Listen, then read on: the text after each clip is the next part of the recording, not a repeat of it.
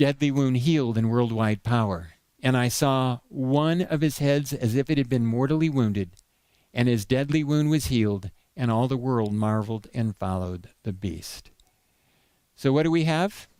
We have the Catholic Church loses power in 1798, and the world thought the papacy had been destroyed.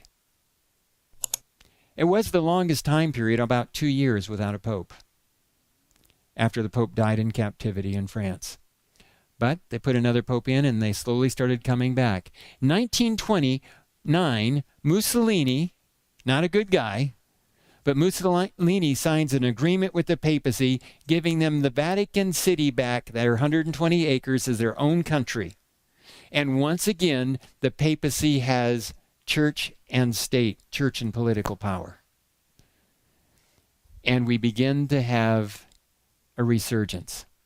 San Francisco Chronicle in February 11, 1929. The Roman question tonight was a thing of the past, and the Vatican was at peace with Italy. In affixing the autographs to the memorable document, Healing the Wound, extreme cordiality was displayed on both sides. Healing the wound. The Bible talks about a deadly wound.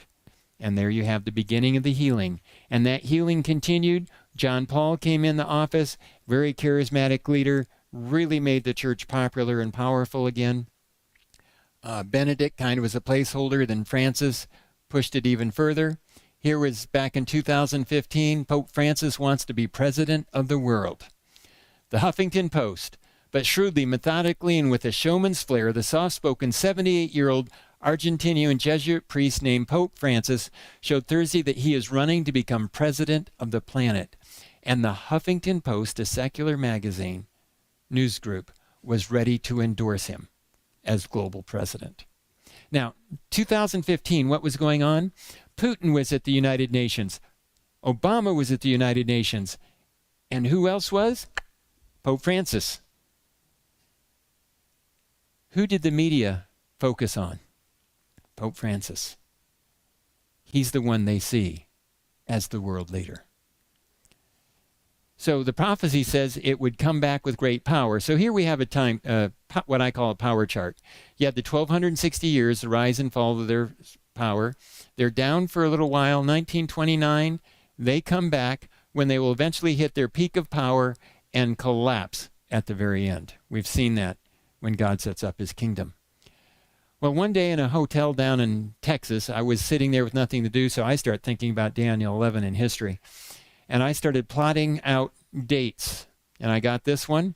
Now I want to see what happens if I plot out Muslim dates and get their power curve. And look how similar they are. You have Arab Islamic Caliphate, Ottoman Caliphate. They come down. Then they come back up again. They just, up until here, they're just tracking a little behind the papacy who goes first. But then we're going to find that the king of the south will go down before the king of the north goes down. And this is our time right in here. We're right about here, and this stuff is just around the corner. But we'll get into that as we go.